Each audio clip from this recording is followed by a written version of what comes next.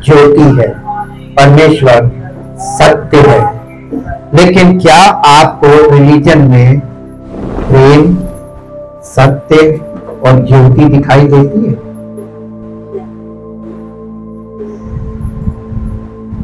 आज हम लोग जिस मुद्दे को देखेंगे, देखिए हफ्ते भर के हमारे अध्ययन का निचोड़ आज होता है और आगे के लिए हमारे नेक्स्ट चैप्टर खुलता है।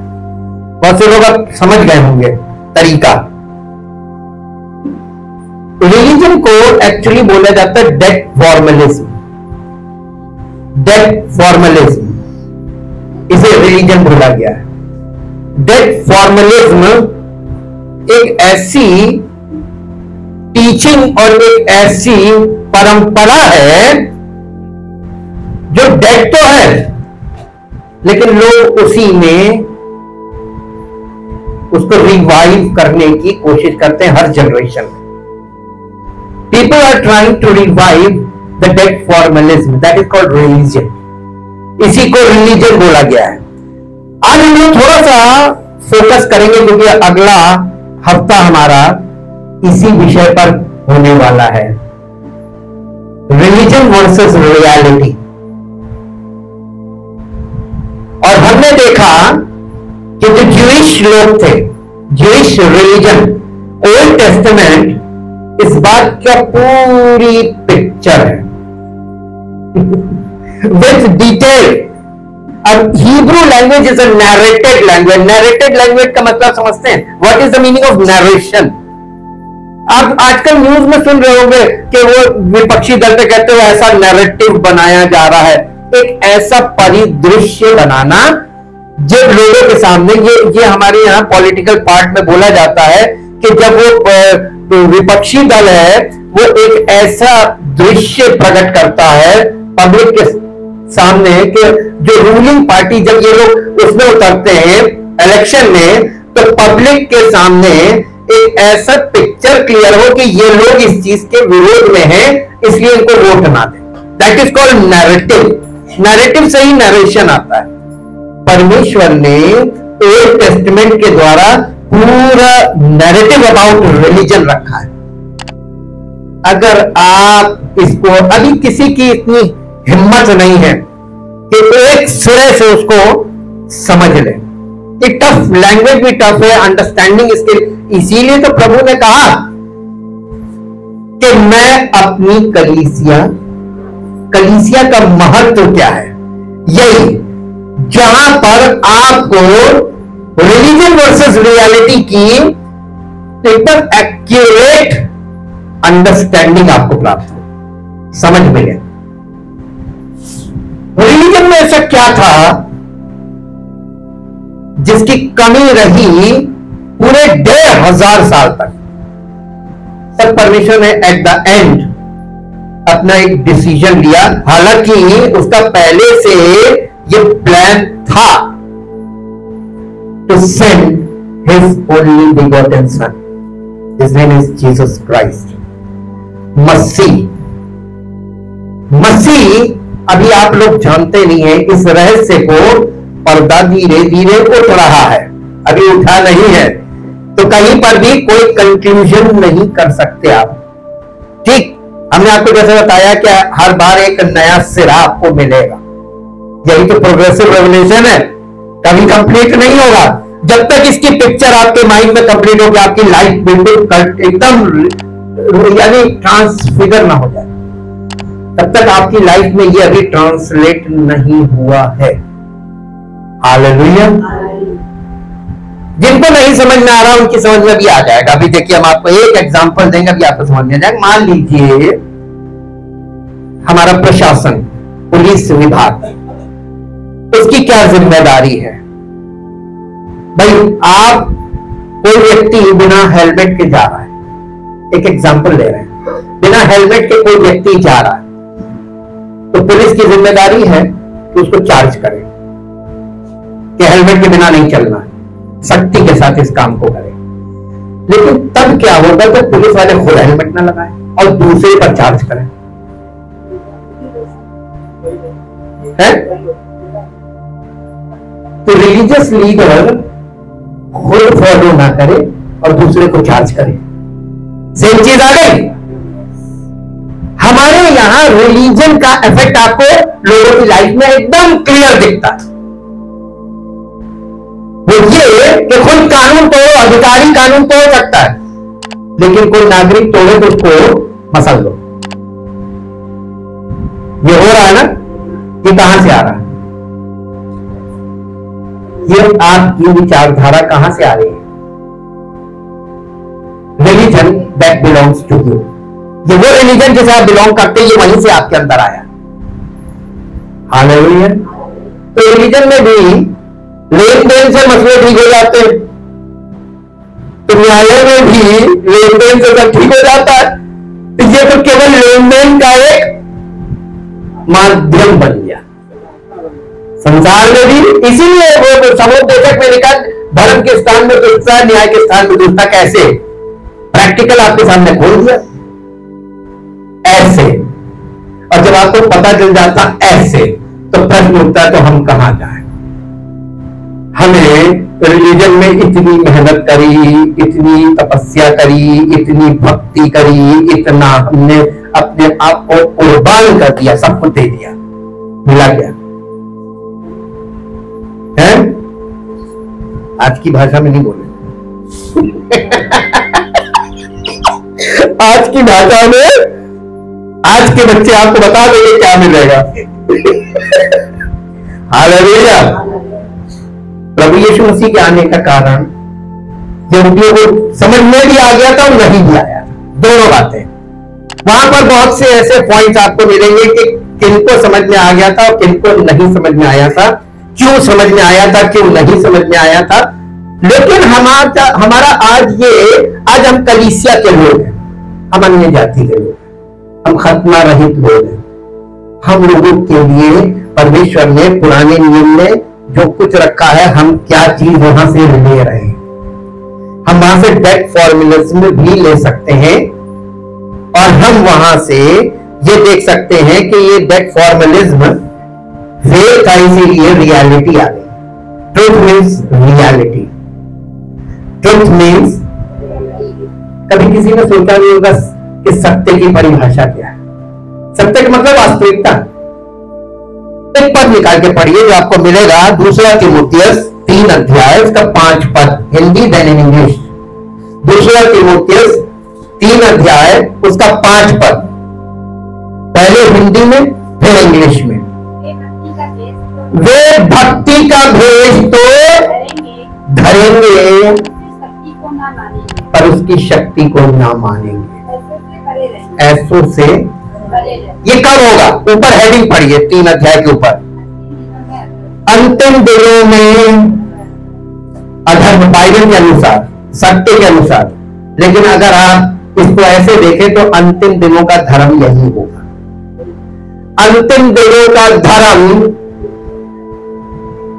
यही होगा कि आप जितना दिखावा कर सकते हो कर लो, दूसरे को क्या पता अंदर मन में क्या है। हालेलुया।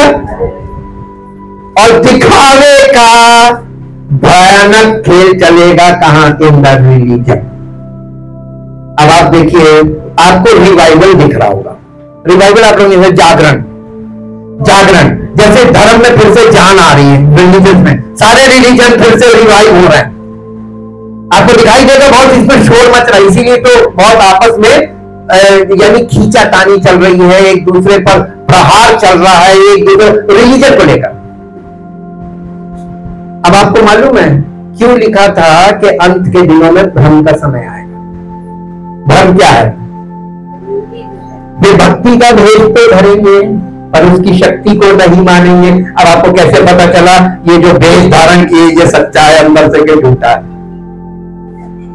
ये पता कैसे चलेगा? अगर आपके जीवन में सत्य होगा तो आपको साफ दिख जाएगा, आपको पता चल जाएगा। लेकिन अगर आपकी मालूम कैसे पता चलेगा? अभी आगे आते हैं कैसे पता चलेगा। जैसे यहूदियों को पता चला था, बाइबल एकदम सामने रख के, यानी परमेश्वर का वचन ऐसा नहीं है कि कोई चीज गुप्त में रखी हो, वो तो सामने सब रख के बात कर रहा था। यहूदियों से क्या कह रहा था? कि तुम देखते भी नहीं देखते। इसका मतलब उनके सामने सब चीज प्रकट किए वो देख रही है, और तुम सुनते नहीं, यानी वो सामने बोल रहा है, सुन रहे हैं, लेकिन सुनते भी नहीं सुन रहे। ये क्या हो रहा था? इसी का भयानक रूप अब होने जा रहा है। आपके सामने सब कुछ होगा, आपको पता ही नहीं चलेगा, जू नहीं लेंगे। हालेलुया। रिलीजन वर्सेस रियलिटी, ऐसा एक पद निकालिए, इसको इंग्लिश में पढ़ लीजिए। इंग्लिश में, for although they hold a form of piety, true religion, they deny and reject and are stranger to the power of it. Their conduct believes the genuineness of their profession. Avoid all such people, turn away from them. ऐसे लोगों से बिल्कुल दूर हो जाना जो अपने आप को बहुत रिलीजियस प्रकट करते हैं। अरे बड़ा मुश्किल है, ऐसे के पास तो लोग जाते हैं। आपको कैसे पता चला कि कौन व्यक्ति पवित्र आत्मा से बिल्कुल प्रेरित है? अब आपके सामने मालूम क्या है? एक तरफ शास्त्रीय फरीसियों का एटीट्यूड देख लीजिए, उनका बिहेवियर देखिए in the society, in the religious places, और यीशु मसीह का बिहेवियर देखिए। नहीं देखा कभी? सब लिखा है, सब सामने है। अरे आप कुछ नहीं तो पिक्चर लगा के देख लीजिए, उसमें भी आपको दिख जाएगा, मूर्ख को भी दिख जाएगा कि यीशु मसीह को देखो और इनको देखो। डेट फॉर रिलीजन क्या कर रहा है रियलिटी के साथ? To condemn the reality, to reject the reality. ये रिलीजियस पीपल की एक खास पहचान है, लेकिन वो इस ढंग से करते हैं कि पब्लिक की समझ में कुछ नहीं आता। कब कुछ नहीं आएगा, क्योंकि थियोलॉजी इनको मालूम नहीं है, डॉक्ट्रिन इनको मालूम नहीं है, इनको कुछ नहीं मालूम है। जैसा इनको सिखाया जाएगा, आप अपने बच्चे को जैसा शिक्षा देंगे, आपका बच्चा जीवन में आगे वैसे ही करेगा। अब इसकी शिक्षा कैसे बदलेगी? जो फाउंडेशन पड़ गई तो पड़ गई बचपन में। अब एक उसके अंदर रिलीजन का बीज चला गया आपके बच्चे में, तो आप नहीं निकाल पाएंगे उसको। वो भी एक सीड है और ट्रुथ भी एक सीड है। अब उसके अंदर दोनों बीज जाएंगे, अब उसको खुद डिसाइड करना है। रिलीजन वर्सेस रियलिटी है ये आसान लड़ाई नहीं है। ये आपके अंदर की लड़ाई, आपकी पर्सनल लड़ाई है, लेकिन ये वास्तविक लड़ाई है, ये भ्रम की लड़ाई नहीं है। और इसमें ही लोग भ्रमित हो रहे हैं। एक पद निकालिए आप मेरे साथ, जो आपको मिलेगा। हालांकि ये बहुत टफ सब्जेक्ट है, लेकिन परमेश्वर की पवित्र आत्मा इसको हमारे लिए इजी करेगी। हालेलुया। मत्ती रचित सुसमाचार और उसका चैप्टर 11 अध्याय और उसका 25 पद के ऊपर एक हेडिंग है, बोझ से दबे लोगों के लिए विश्राम। बोझ से दबे हुए लोगों के लिए विश्राम। अब 1 मिनट रुक जाइएगा पढ़ने से पहले। ये किस विषय में यीशु मसीह बोलने जा रहा है?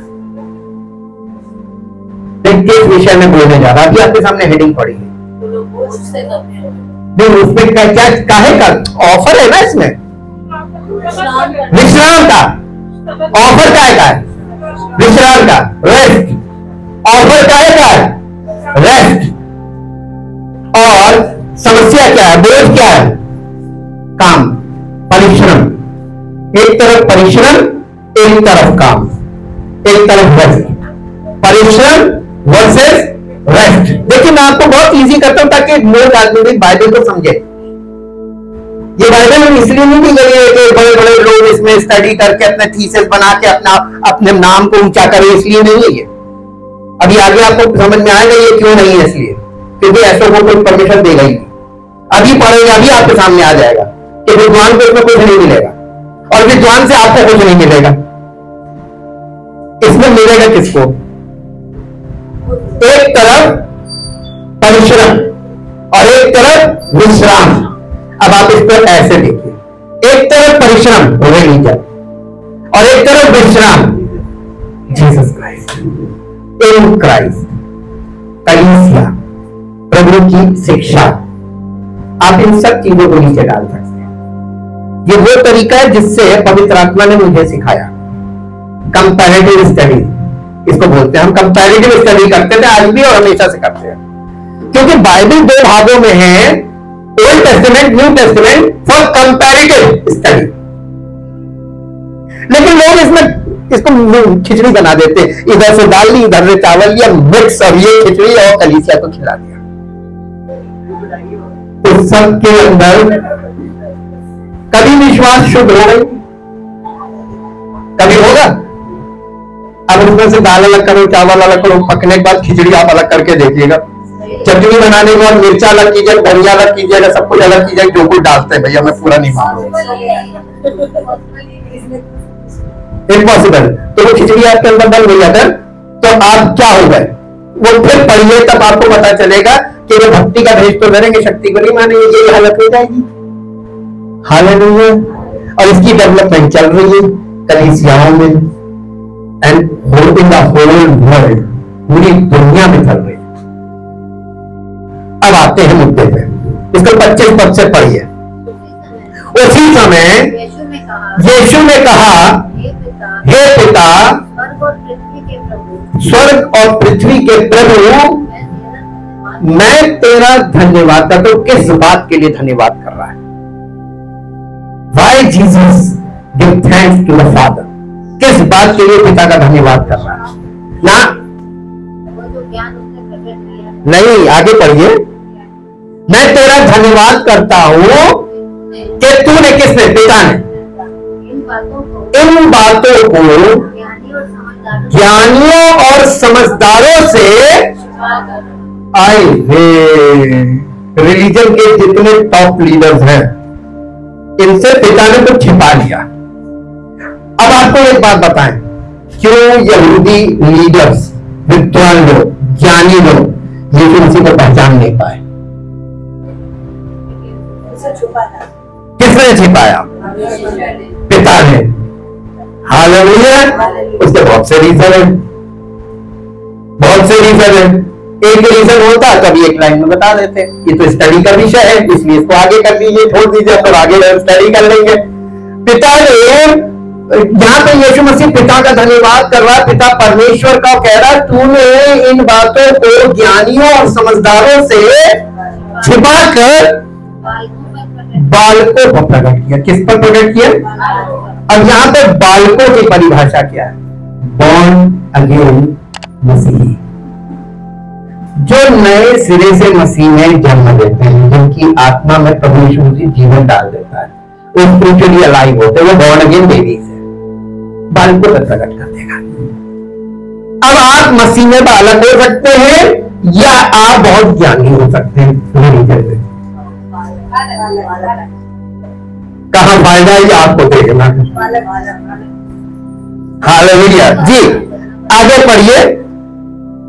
मेरे पिता, हाँ, हे पिता, क्योंकि तुझे यही अच्छा लगा। ये क्यों किया परमेश्वर ने? विदाउट एनी रीजन, क्योंकि उसको ये अच्छा लगा। हालेलुया। उसको ये मालूम था कि ये यहूदी लोग हैं, इन्हें मैंने आखिर तक मुझे इनको दृष्टांत के रूप में रखना है। हालेलुया। और उसे ये भी मालूम था कि इनकी गलतियों को इनको भुगताना भी है। हालेलुया। और उनको, उसको यह भी मालूम था कि परमेश्वर की योजना के अंतर्गत इनके द्वारा, कि मैंने इनके साथ, जिन्होंने मेरे साथ क्या किया और क्यों किया, इस बात को अन्य जाति लोग जब कलीसिया में आए तो वो सीखे। हालेलुया। ताकि आप अपने रिलीजियस जो मन है उसको डर मानिए, वो फिजिकल से है, आपकी फिजिकल बर्थ से आ रहा है, और आप बॉर्न अगेन होंगे तो अब आप उस मन का इस्तेमाल नहीं कर सकते। अब आपको मसीह का मन दिया जाता है। यही तो पौलुस ने कहा था कि हम में जो कलीसिया में बॉर्न अगेन होते हैं, हम में मसीह का मन है। मसीह का मन किसमें है? जो कलीसिया में बॉर्न अगेन होते हैं, ऊपर से जन्म लेते हैं, आत्मिक जन्म। जी आगे पढ़िए। मेरे पिता ने मुझे सब कुछ सौंपा है, और दूसरा जो चौंकाने वाली चीज है, बहुत ध्यान से देखिए, कोई पुत्र को नहीं जानता, केवल पिता, पिता परमेश्वर।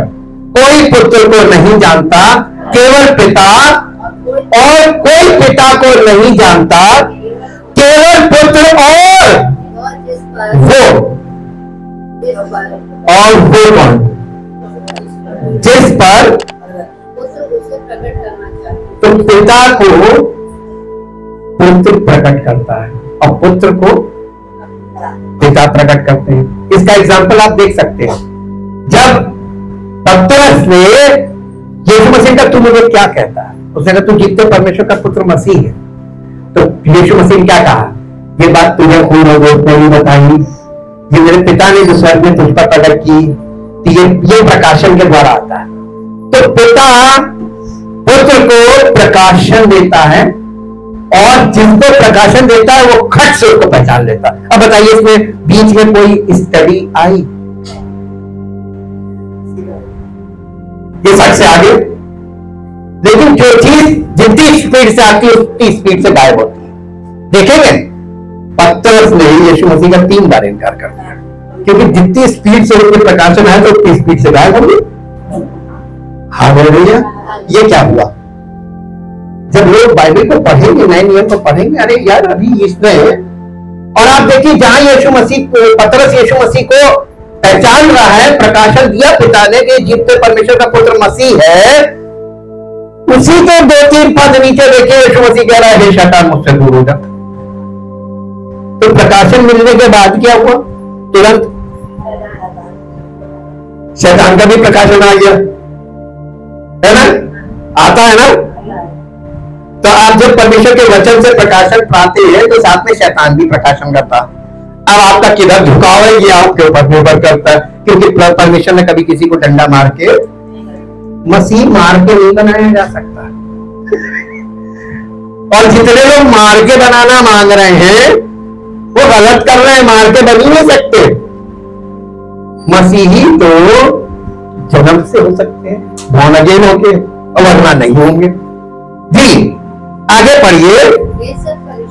हे सब परिश्रम करने वालों और बोझ से दबे हुए लोगों, मेरे पास आओ। वो कौन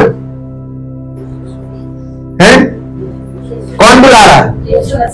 किसको बुला रहा है? यहां पर कौन लोग हैं? नहीं, यहाँ कलीसिया है ही नहीं। ये कौन लोग हैं? ये ज्यूज हैं। आप लोग एकदम संदर्भ से बाहर कैसे चले जाते हैं? देखिए बैठे बैठे बाइबल हाथ में, ये किससे बोल रहा है? ये यहूदियों से बोल रहा है। देखिए ये जो आपको 4 गॉस्पेल मिलेंगे, इसमें मैक्सिमम यीशु मसीह जो वार्तालाप कर रहा है किससे कर रहा है? बस खत्म बात। आपके माइंड में ये फिक्स हो जाना चाहिए, उनके द्वारा वो हमसे नहीं बात कर रहा है। आज पवित्र आत्मा के द्वारा उन्हें दिखाकर हमसे बात कर रहा है। तो इसमें आपको देखना भी है और सुनना भी है, और देखकर सुनना और सुनकर देखना, ये दोनों क्रियाएं हैं। एक्चुअली ये this is the work of mind. जी मेरे पास आओ, मैं तुम्हें विश्राम दूंगा। अब यीशु मसीह ने ये नहीं कहा था मैं तुम्हें फॉर्मूला दूंगा जिससे तुम्हें विश्राम मिल जाएगा। आज मसीहत में लोग फॉर्मूले पे बोल रहे हैं, कौन सी दुआ करें, किस समय दुआ करें, किस पोजीशन में दुआ करें, और वो कौन कौन से पद पढ़े, कौन सी बाइबल पढ़े, कैसे बाइबल पढ़े, ये सारी फॉर्मेलिज्म चल रहा है। कलीसियाओं में यही सब सिखाया जा रहा है। और ये आराधना करें, आराधना करें, आराधना करें, किसकी?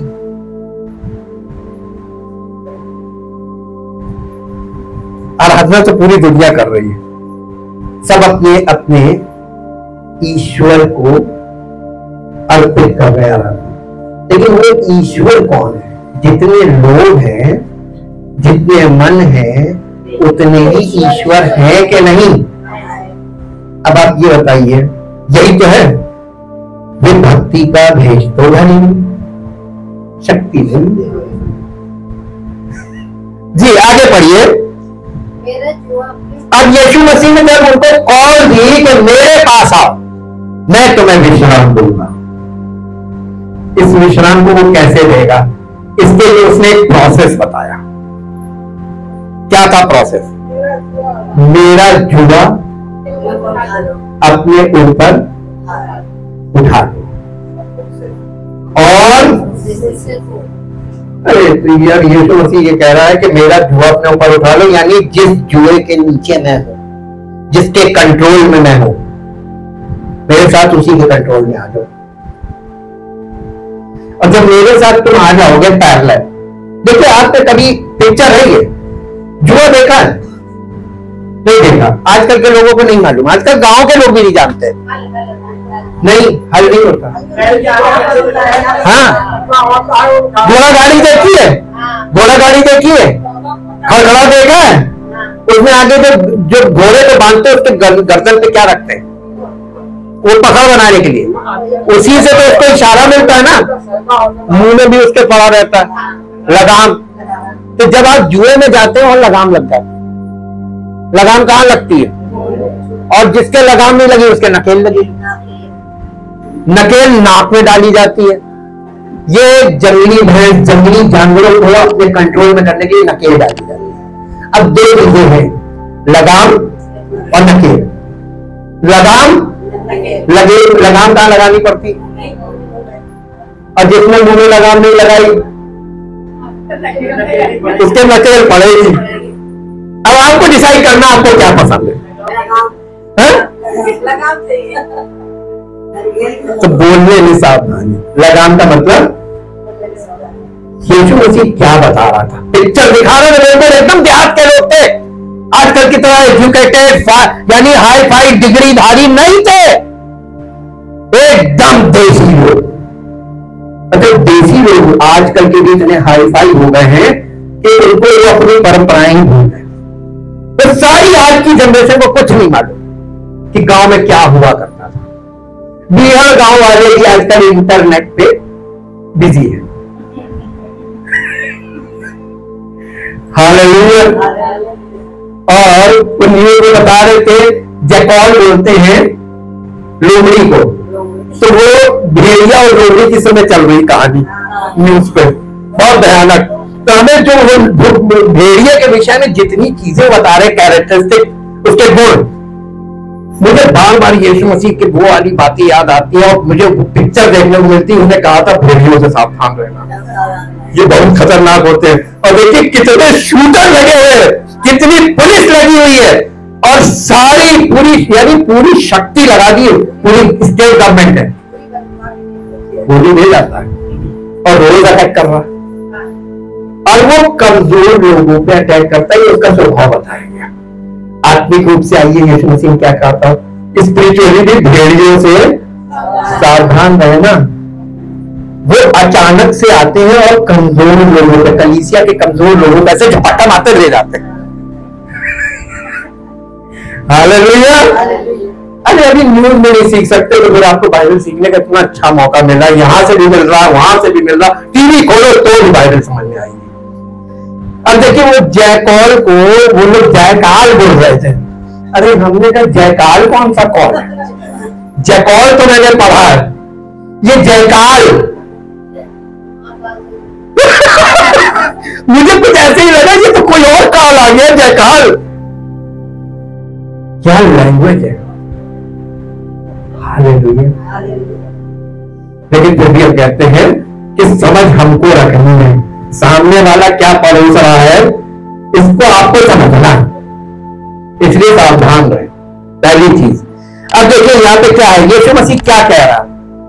आपको विश्राम चाहिए, काहे से? डेट फॉर रिलीजन, यानी रिलीजन से। रिलीजन में आपको रोज लगे देंगे, आपको ऐसी ऐसी विधियां बताएंगे, ऐसी ऐसी विधियां बताएंगे, आप उसमें बिजी रहेंगे, दिन भर बिजी रहेंगे। तो सारी समस्याओं की जड़ क्या है? नहीं, विधि नहीं है, समस्याओं की जड़ है जब आप फ्री रहेंगे तब आप ये कहोगे। तो इन लोग आपको क्या करते हैं? बिजी।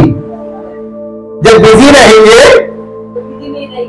नहीं बिजी रहेंगे तो फालतू आप बातें नहीं सोचेंगे। जैसे ही आप फ्री बैठेंगे पहले आपकी खुराफात दिमाग में चलेगी, है ना। हम लोग बचपन में तो हम लोग हमारे स्कूल में हमारे टीचर्स बड़े अच्छे सिखाते थे। उस जमाने के टीचर वैसे नहीं है स्कूल में। अब यहाँ स्कूल में भी एक फॉर्मलिज्म है, एक बहुत कट्टर तरीका अपनाया जा रहा है। लेकिन हम लोगों के जो टीचर्स होते थे वो जैसे बच्चों के साथ खुद इंटरैक्ट करते थे। तो वो कहते थे खाली बनिया क्या करे, इस डब्बे का माल उस डब्बे का माल, इस डब्बे यही करता है। खाली बनिया को आप देखें कभी, पहले जमाने में जो बनिए खाली होते थे, जब दुकान में कोई बिक्री का समय नहीं होता था तो इस डब्बे का माल उस डब्बे, उस डब्बे का माल, इस तरीके से उनकी रीचेकिंग होती थी कौन सा माल पूरा था। ये स्टॉक यानी स्टॉक को चेक करते थे, ये करा करते थे। जब आप खाली रहते हैं तब आपके दिमाग में खुराफात चलती है, चलती है कि नहीं चलती है? तब खाली समय को आप बिजी कीजिए, बिजी।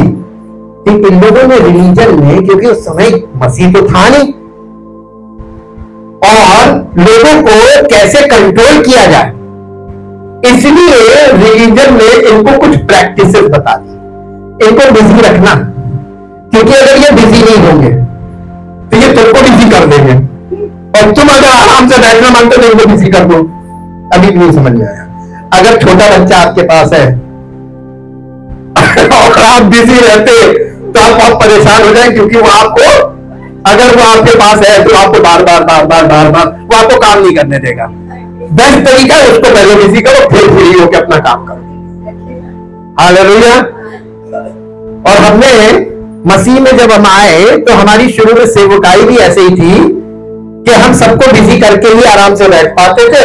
जैसे ही सेशन शुरू होता था कन्वेंशन सेंटर में तो हम फ्री होते थे, जैसे बच्चों को बिजी करके माता पिता, और जैसे ही वो फ्री होते थे हम बिजी हो जाते थे।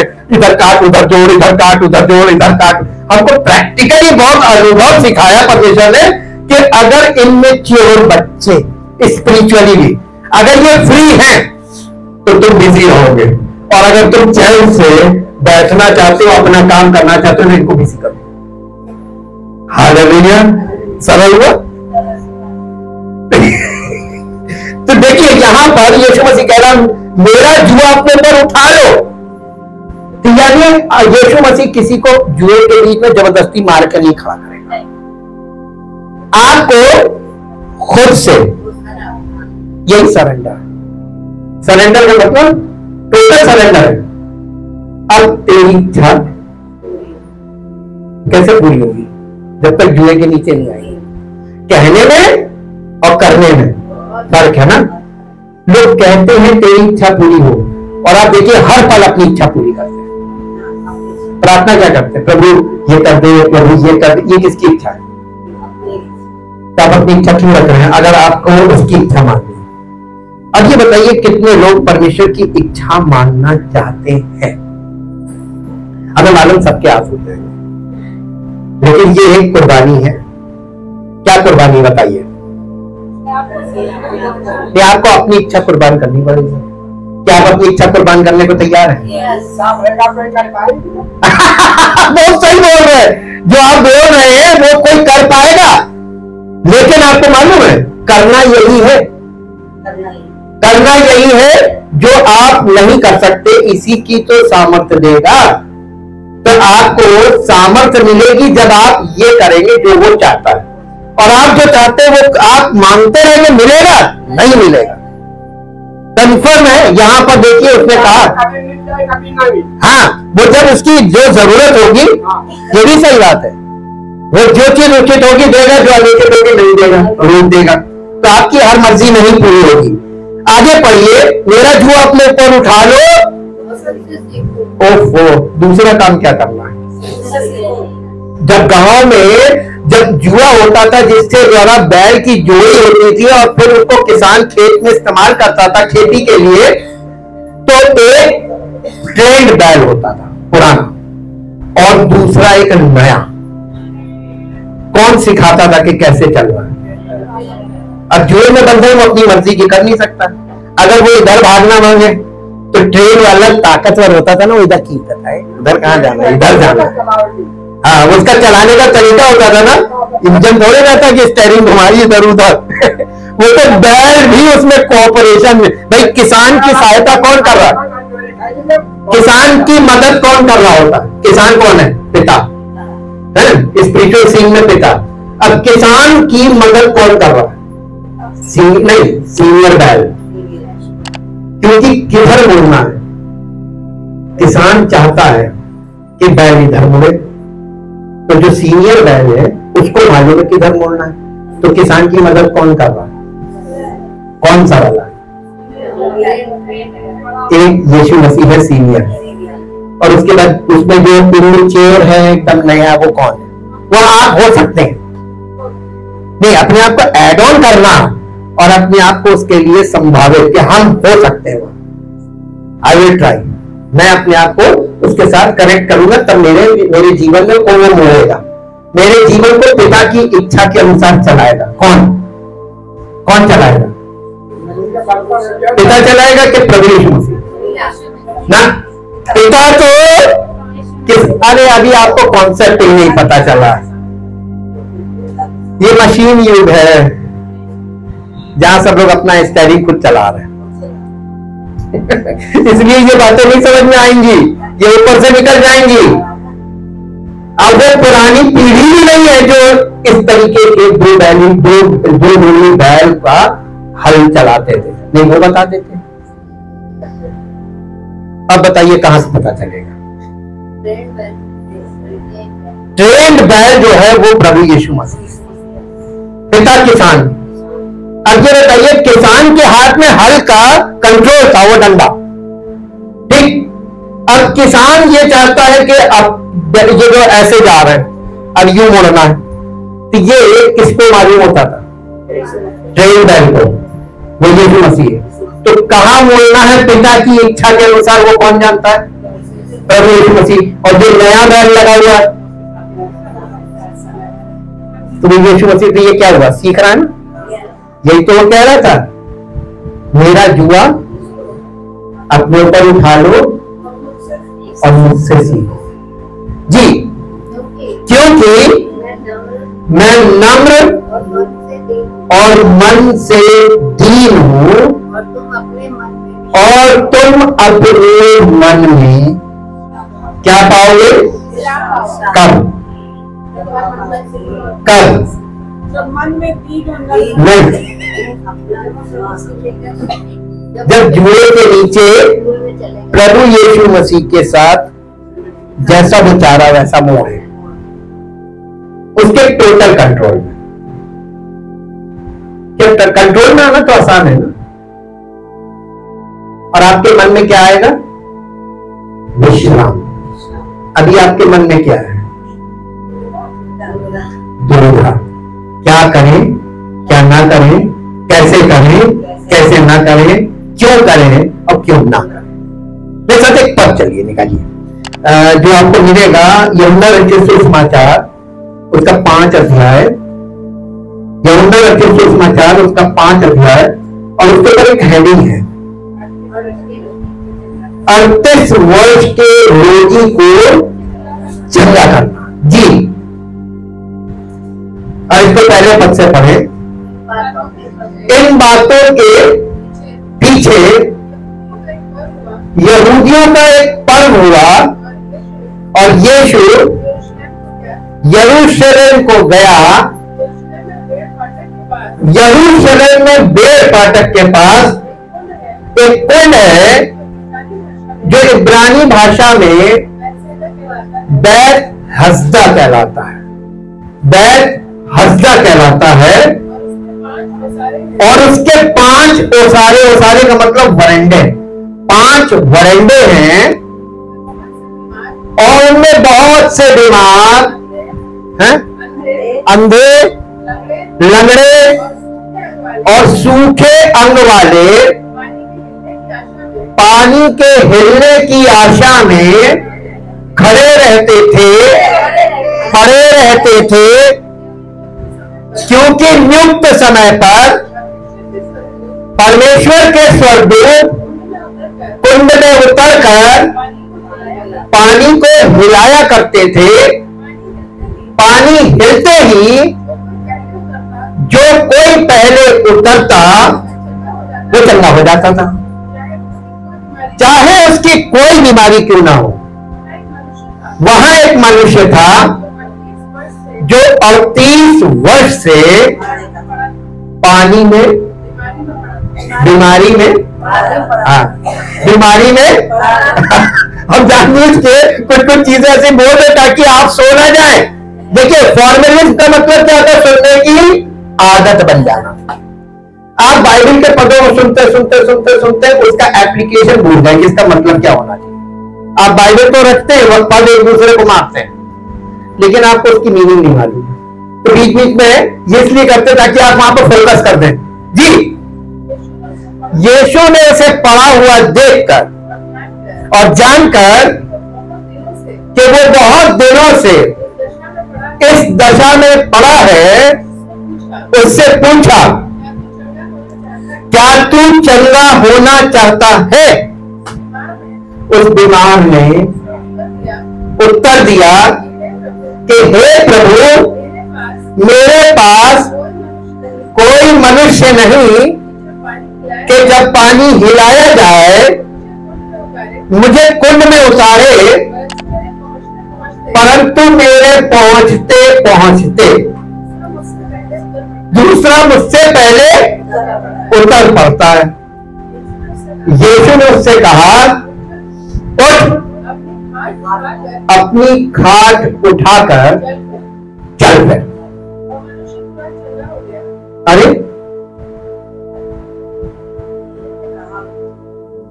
यीशु मसीह ने कहा अपनी खाट उठा, कितनी देर लगी? सिर्फ बोलने में जो समय लगा, और उसने अपनी खाट उठाई। उसकी खाट, आजकल तो खाट खड़ी कर देते हैं, उसने अपनी खाट उठा ली है जी। वो मनुष्य तुरंत चंगा हो गया और अपनी खाट उठाकर चलने फिरने लगा। बस यही प्रॉब्लम थी, यहां पे रिलीजन आ गया। चंगाई होते ही रिलीजन आ गया। अब 3 साल से पढ़े थे, पढ़े रहते तो मैं किसने कहा खाट उठाने को? अभी देखिए आगे डायरी पढ़ लीजिए। वो सबत का दिन था, इसलिए यहूदी उससे, किससे? उस आदमी से जो चंगा हुआ था, उससे जो चंगा हुआ था, कहने लगे, आज तो सबत का दिन है। कैसे खाट उठाई? उसकी खाट खड़ी कर दी। देखिए प्रभु यीशु मसीह ने उसको बीमारी के बिस्तर से उठाया, उसने अपनी खाट उठा ली, इतनी ताकत आ गई, और वो लोगों ने उसकी खाट खड़ी करनी शुरू कर दी। कैसे उठाई? आज सबत का दिन है, ये रिलीजन है। रिलीजन आ गया, रियलिटी वर्सेस रिलीजन जी। उसने उन्हें उत्तर दिया कि जिसने मुझे चंगा किया है उसी ने मुझसे कहा, मैं भी तो आज्ञा पालन कर रहा हूं, उसी ने तो मुझसे कहा अपनी खाट उठाकर चल फिर। उन्होंने उससे पूछा, अगर ये देखिए इसमें कॉमन सेंस देखिए, यीशु मसीह उसको चंगा कर देता, खाट उठाने की जरूरत ही नहीं थी। लेकिन कुछ चीज यीशु मसीह जानबूझ के कर रहा था, क्योंकि वो रियलिटी को, रिलीजन को रियलिटी दिखाना मांग रहा था। यहूदी लोग रिलीजियस बहुत थे, लेकिन वो रियलिटी को एक्सेप्ट नहीं कर रहे थे। तो परमेश्वर के प्रेम को लोगों तक नहीं पहुंचने देना चाहते।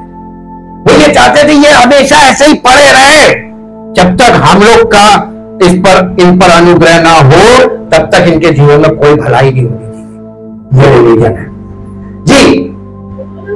उन्होंने उससे पूछा, वो कौन मनुष्य है जिसने तुमसे कहा खाट उठाकर चल पे? परंतु ये चंगा हो गया था, वो नहीं जानता था कि वो कौन है। अब देखिए यीशु मसीह को नहीं जानता था, लेकिन चंगा हो गया। हो सकता है आप यीशु मसीह को आज ना जानते हो, आप 20-38 वर्ष के रोगी की तरह हो, बड़े समय से आप एक बहुत समस्या में पीड़ित हैं, लेकिन इसने एक काम किया, यीशु मसीह ने इसको आज्ञा दी थी। वो आज्ञा अगेंस्ट द रिलीजन थी, यहूदी परंपरा के विपरीत थी। सबत के दिन काम करना मना था और यीशु मसीह ने उसको एक काम बोला जानबूझ के, और ये बात मुद्दा बन गई। आगे पढ़िए, क्योंकि उस जगह में भीड़ होने के कारण यीशु वहां से हट गया था।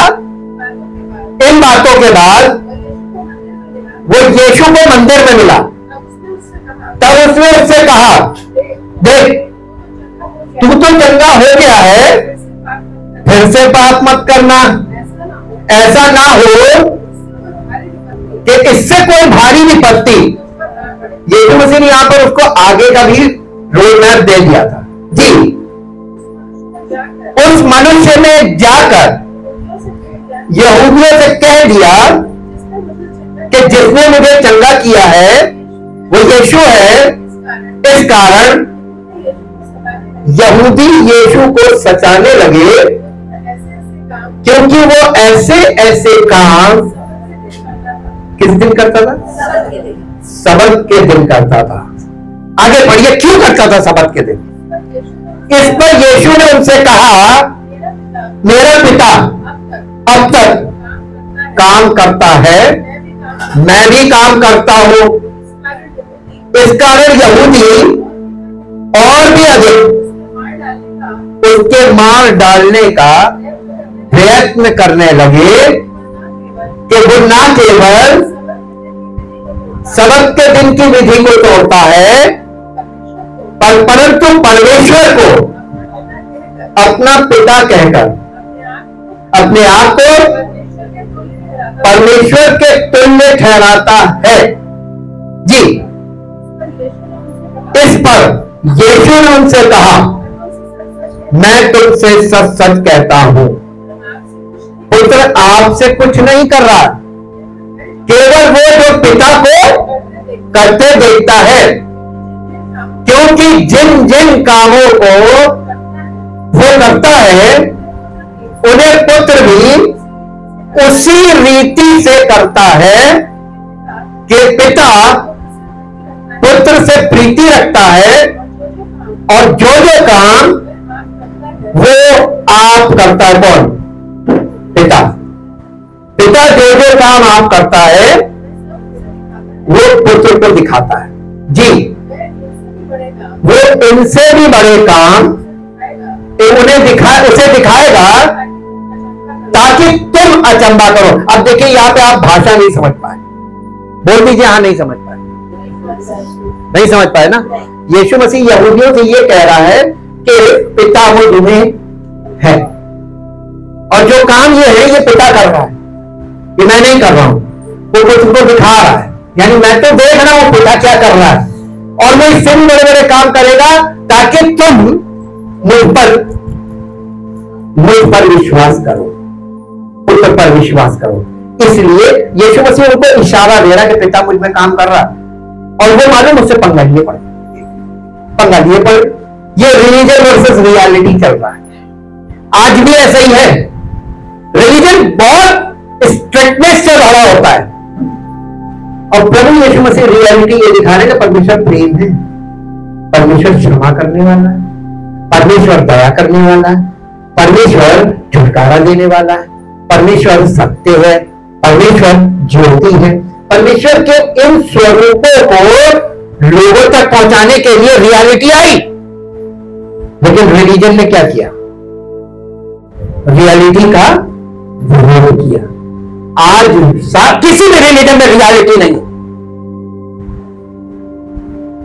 और रिलीजन रिजिड होता है, और उसके अंदर डेट फॉर्मुलेज में है, नियम विधि कानून, और इनका पालन करते करते आपकी पुश्तें मिट जाएंगी, मिलेगा कुछ नहीं। ये मैसेज आगे पढ़िए, क्योंकि जैसे पिता मरे हुए को उठाता है और जिलाता है, वैसे ही पुत्र भी जिन्हें चाहता है उन्हें जिलाता है।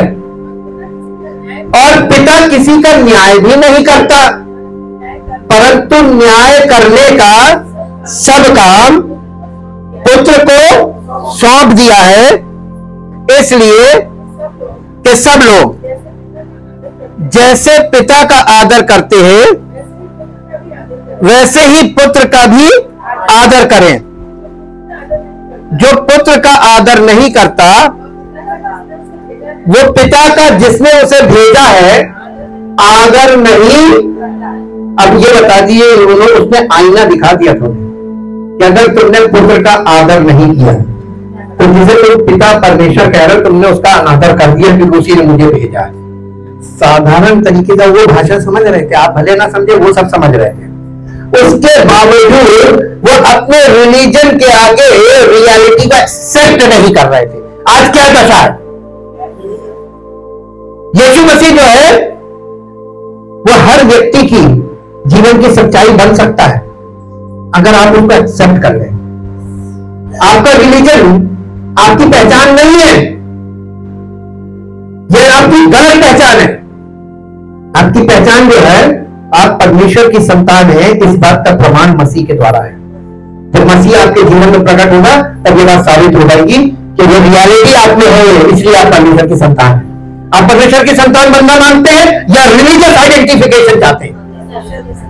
तो आपको ये रिलीजियस आइडेंटिफिकेशन से छुटकारा चाहिए और इसी से छुड़ाने के लिए वो आया है। वो आपकी उस आइडेंटिटी को जो सांसारिक तो है लेकिन स्वर्ग में मान्य नहीं है, ये गलत आईडी आपकी है। आपकी सही आईडी जो है वो मसीह है। सब लोग स्वर्ग के राज्य के वारिस तो होना मांगते हैं लेकिन आईडी कार्ड नहीं लेना मांगते हैं। उसमें पिक्चर आपकी होगी, हाँ आप मसीह में हैं, यह पिक्चर होनी चाहिए और मसीह आप में है, ये प्रमाणित होना चाहिए। अब आईडी कंप्लीट होती है, आपकी आईडी कंप्लीट होगी। अब एक पद निकालिए जो आपको मिलेगा दूसरा कुरिन्थियों उसका 13 अध्याय का 5 पद। दूसरा कुरिन्थियों 13 अध्याय उसका 5 पद। अपने आप को परखो कि तुम विश्वास में हो के नहीं, अपने आप को जांचो क्या तुम अपने विषय में ये नहीं जानते कि यीशु मसीह तुम में है कि नहीं, और नहीं तो तुम यानी किसी काम के नहीं हो। भक्ति का भेद तो धरेंगे, उसकी सच्चाई को एक्सेप्ट नहीं करेंगे। सारे रिलीजन अपनी जगह पे अगर देखा जाए तो जब ये शुरू हुए थे तो भावना सही थी, लेकिन आज इस कलयुग में रिलीजन का उद्देश्य बदल गया। हर रिलीजन का एक ही उद्देश्य है, name fame money, name fame money. और जब यहां पर भीड़ भी है, सब कुछ है, तो पॉलिटिकल पावर्स, वोट बैंक है आपके पास। लेकिन प्रभु यीशु मसीह कह रहा है ये रिलीजन अब भटक गया है, भ्रष्ट हो गया है। अब आप ये बताइए, भ्रष्ट रिलीजन आपकी पहचान होगी तो परमेश्वर आपको एक्सेप्ट करा, परमेश्वर की संतान कहलाएंगे in the sight of God. आप उसकी दृष्टि में क्या है? इस संसार के भ्रष्ट मनुष्य जैसे यहूदी थे वैसे ही आप है, इक्वल टू यहूदी। ज्यूइश रिलीजियस लोग जो थे, रिलीजियस लीडर, उनके समान है आप। उन्होंने यीशु मसीह कभी आदर नहीं किया, उन्होंने यीशु मसीह की बातों को कभी एक्सेप्ट नहीं किया, उसकी शिक्षाओं को नहीं माना। ये हमारे सामने बाइबल में रखकर हमसे बात करना पवित्र जी। इसको इंग्लिश में पढ़ दीजिए, 2 Corinthians chapter 13 verse 5। Examine and test and evaluate your own self to see whether you are holding to your faith and showing the proper fruits of it. test Test and prove yourself and prove yourself not Christ not Christ. आज लोग मसीह को परखने में लगे हुए और उसको साबित करने में लगे हुए कि वो सही था। अरे तुम उसके चक्कर में ना पड़ो, तो इस चक्कर में तुम प्रकट हो रहे हो तो तुम गलत हो। दुनिया कहती वो तो सही है, तुम गलत हो, तो आप मसीही नहीं है। अगर आप उसको करेक्ट करने में लगे, जैसे शास्त्री फरीसी उसको करेक्ट करने में लगे थे कि ये व्यवस्था में लिखा है, उसको सिखा रहे थे। अरे तुम किसको लिखा रहे हो? अभी जब आपके सामने खोलोगे ना तो आपको लगेगा यार कहां इन्होंने पंगा ले लिया था। हालेलुया। एक चट्टान पूरी और एक पत्थर का टुकड़ा, इनकी लड़ाई देखिए। ये रिलीजियस वॉरफेयर है। एक तरफ यीशु मसीह चट्टान और एक चट्टान का टुकड़ा, एक रिलीजियस व्यक्ति वो यीशु मसीह से भिड़ रहा। हालेलुया जी।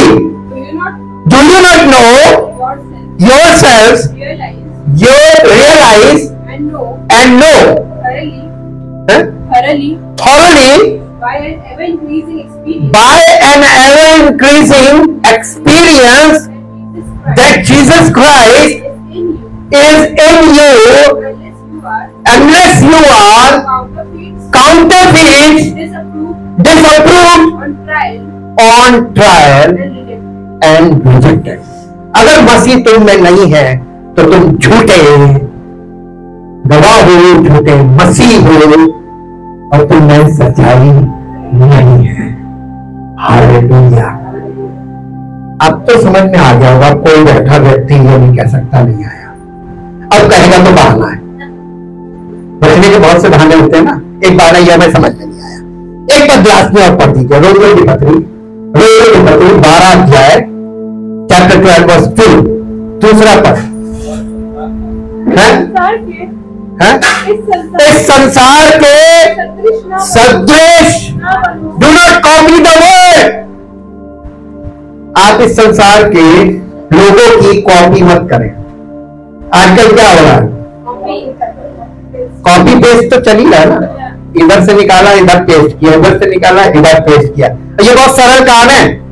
ये निकाला ये। लोग क्या कहते हैं मालूम है? प्रिंटिंग की भाषा में अगर आप जाएंगे, जो प्रिंटर लोग होते हैं ना, जहां प्रिंटर, मैंने प्रिंटिंग का बहुत काम करवाया, एक मेरा ऐसा भी समय रहा है, तो प्रिंटिंग में वो कहते हैं इधर निकालो तो चेप दो। ये बोलते हैं अपनी लैंग्वेज में बोलते हैं, अच्छा इसको उठा के तो चेप दो। हाँ चेप दो, यानी कॉपी पेस्ट। इधर से उठाओ इधर लगा दो। आज के युग में सब कुछ कॉपी पेस्ट चल रहा है। आप कहीं कॉपी पेस्ट तो नहीं होगा? नहीं, ये तो भ्रम का युग है।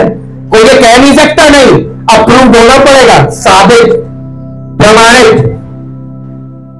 प्रमाणित होना चाहते हैं तो आपको वचन में बने रहना पड़ेगा, क्योंकि वचन आपको प्रमाणित करेगा। जब ये वचन आपके अंदर जाएगा ना, इसका इफेक्ट पवित्र आत्मा के पर नहीं होंगे तो इसका मतलब आप गलत है। इस संसार के सदृश न बनो, परंतु तुम्हारे ओहो, ये कहां होता है मन नया? ये काम कहां होता है जहां मन नया किया जाता है? अरे वो तो ठीक है, लेकिन ये किस जगह पे होता है? हाँ, कहां होता है? आजकल ऐसी कलीसियाएं जहां नहीं हो रहा, जहां नहीं हो रहा है। ये करता कौन है? नहीं, ये होता तो परमेश्वर के वचन के द्वारा है, और उस वचन को वो किसके द्वारा आपके जीवन में वचन आएगा तब ये काम होगा ना। पवित्र आत्मा के द्वारा। पवित्र आत्मा वचन को एज ए टूल, एक औजार की तरह इस्तेमाल करता है और हमारे मन को रिन्यू करता है, और ये डेली बेसिस पे होता है। ये हफ्ते में एक दिन नहीं होता है, ये डेली बेसिस पे होता है। और डेली बेसिस पर देखिए, आप पुराने नियम में जाके देखिए, आप परमेश्वर की विधि को नहीं बदल सकते हैं। आपको परमेश्वर के लिए अपने शेड्यूल को बदलना पड़ेगा, विधि उसकी नहीं बदल सकते। पहली सदी की कलीसिया में जो लोग उद्धार पाते थे, प्रभु उनको प्रेरितों के साथ कनेक्ट करता था। क्यों करता था? प्रेरितों से शिक्षा पाने और संगति रखने के लिए। तो शिक्षा और संगति और शिक्षा दोनों जरूरी है। आप अगर प्रेरितों के शिक्षा और प्रेरितों की संगति, दोनों चीजों के लिए आपको प्रेजेंट होना पड़ेगा। आजकल इतना है कि आपको शिक्षा तो ऑनलाइन मिल जाएगी, लेकिन संगति के लिए आपको उपस्थित होना पड़ेगा। अब आप ये देखिए, आपको अपने शेड्यूल को सेट करना पड़ेगा दोनों काम एक साथ होने के लिए। और जो लोग शिक्षा को प्राप्त कर रहे हैं दूर बैठ के, फेलोशिप के लिए उपस्थित नहीं है, तो आप पवित्र आत्मा की फेलोशिप नहीं करेंगे तो आपके जीवन में एक्सपीरियंस कैसे आएगा? मसीही अनुभव। अब आगे पढ़िए, क्योंकि अनुभव की बात आई है। क्या लिखा हुआ है कि इस संसार के सदृश ना बनो, परंतु अपने मन के नए हो जाने से तुम्हारा चाल चलन भी बदलता जाए, जिससे तुम परमेश्वर की भली और भावती और सिद्ध इच्छा अनुभव से मालूम। तो आपको अनुभव ही नहीं आएगा जब आप फेलोशिप में नहीं आएंगे। दूर बैठे शिक्षा तो प्राप्त की जा सकती माध्यम है, लेकिन फेलोशिप का भी ऐसा कोई माध्यम नहीं है कि दूर बैठे फेलोशिप हो जाए। हालेलुया। अब हम आपको बताते हैं, आप लोग बहुत बिजी लोग बहुत दूर से भी आते हैं, पर ये होगा कि हमारे लिए पॉसिबल नहीं है। लेकिन आपकी जब तक छुट्टियां पड़े, आप उन छुट्टियों का फायदा उठाइए और स्टडी में आ जाइए, ताकि प्रभु ये जाने कि आना तो चाहता है, लेकिन इनके शेड्यूल ऐसे हैं कि ये छुट्टी के दिन अलावा नहीं आ सकते। संडे छुट्टी होती इसलिए आ जाते हैं। तो आपको जब भी छुट्टी का मौका मिले, जो जॉब्स कर रहे हैं, छुट्टी का मौका मिले, आप उपस्थित हो जाइए। आप बिजनेस भी करते हैं तो आपकी एक दिन छुट्टी होती है, और जब छुट्टियां पड़ती हैं लंबी, तो आपके पास बहुत मौका है आपको ये साबित करने की। हमारी इच्छा तो है, लेकिन हमारी परिस्थिति के हिसाब से हम संडे को आ पाते हैं और डेली हम आपके बातों को सुनते हैं, लेकिन आपको यानी संगति के लिए, फेलोशिप के लिए जब भी अवसर मिले, अब तो रोज होती है, तो आप अवेलेबल अपने आप को कर सकते हैं। Thank you Jesus. ये फैसला आप पर है। परमेश्वर ने कभी कोई हॉटलाइन नहीं खींची है। अनुग्रह का मतलब ही है कि आप परमेश्वर को प्रथम स्थान देना चाह रहे हैं और दे रहे हैं, लेकिन आपकी कुछ ऐसी इंपॉर्टेंट वर्क है जिसके कारण आप वहां पर भी देखिए, यीशु मसीह क्या कहता है? अपने सारे प्रबंध के अधिकारियों के अधीन रहो। ये प्रभु की आज्ञा है। तो अगर आप गवर्नमेंट में जॉब करते हैं, आप वहां पर बंधे, तो आपको वहां पर भी प्राथमिकता देनी है वचन के आधार पर, लेकिन आपको अपने आत्मिक जीवन के लिए महत्व, तो आपको दोनों को बैलेंस करना है। और ये आपके ऊपर निर्भर करता है कि आप अपना, हर एक का अलग अलग है, हर एक का अलग है, कोई एक नहीं है। तो सबको एक छूट है, आपको जब अवसर मिले संगति के लिए उपस्थित हो।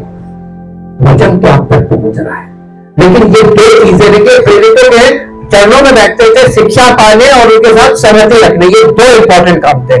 इनके द्वारा उनको अनुभव प्राप्त होता था। मसीही जीवन में मसीही अनुभव प्राप्त करने के लिए शिक्षा के साथ फेलोशिप मस्त है। Thank you, thank you, thank you. जो लोग अपनी जिंदगी को सरेंडर करना चाहते हैं, परमेश्वर की इच्छा को समर्पित करना चाहते हैं, आप अपनी इच्छा को कुर्बान करना चाहते हो, ऐसे भी बोल सकते हैं। जो लोग अपनी इच्छा कुर्बान करना चाहते हैं कि मेरी नहीं प्रभु तेरी इच्छा मेरे जीवन में पूरी हो, जो लोग ऐसा चाहते हैं, ये सरेंडर है। अगर आप सरेंडर करना चाहते हैं, अपने स्थान पर खड़े हो। और ये सरेंडर एक बार नहीं होगा, हर मुद्दे पे आपको सरेंडर करना है। Thank you, thank you, thank you Lord. ये प्रभु के शिक्षा और प्रभु की संगति के लिए सरेंडर है। धन्यवाद, धन्यवाद, धन्यवाद। सच्चे जीवित महान समर्थी परमेश्वर, हृदय से आपका धन्यवाद कर रहे हैं। हम सब लोग एक साथ मिलकर आपका धन्यवाद कर रहे हैं। हाँ प्रभु, धन्यवाद इस बात के लिए कि जो मनुष्यों से संभव नहीं है, और जो रिलीजन से हमारे जीवन में छुटकारा नहीं मिल सकता था, आपने हर रिलीजन को पूरा करने के लिए अपने इस महाबलिदान के द्वारा सारे रिलीजन को पूरा कर दिया। दुनिया के सब रिलीजन जिनकी सच्चाई प्रभु यीशु मसीह का बलिदान है, आपने वो काम कर दिया प्रभु।